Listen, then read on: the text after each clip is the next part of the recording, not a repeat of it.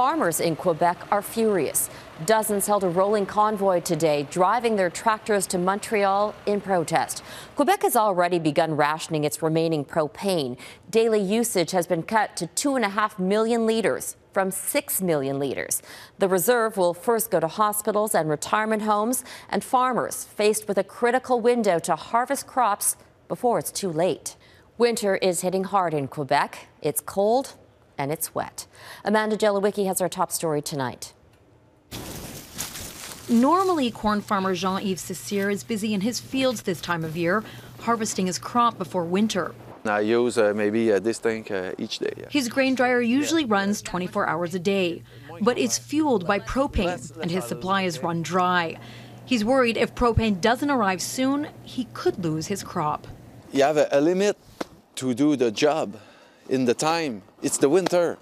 I can do anything with no propane. That's good. I can harvest my corn.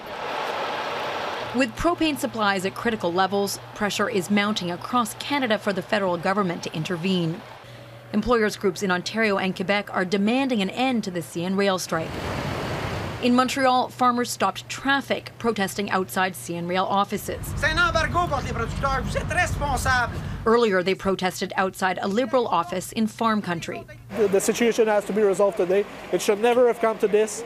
Right now, the harvest season is in grave danger of being totally lost, so this has to be solved immediately. People expect us to work together. After a meeting with Prime Minister Justin Trudeau, Premier Doug Ford says Ontario farmers are also suffering. We need immediate results. I take the Prime Minister on his word that he's going to continue working hard. Over 3,000 CN Rail workers started their strike Tuesday. But the Teamsters Union maintains the Canadian propane crisis is a manufactured issue and a pressure tactic by CN. It's CN's decision not to put propane on those trains, not ours. And we hope that this is not just an attempt to fabricate a crisis in order to put pressure on the government for back-to-work legislation. Despite the pressure, the federal government is not ready to intervene. The most probable and the quickest way to solve this is through collective bargaining. It's a process we believe in.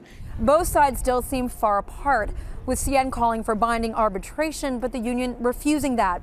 Meanwhile, Quebec is about to receive an emergency supply of propane from Edmonton, a short-term solution to a problem that needs a long-term one. Amanda Jelowicki, Global News, Montreal.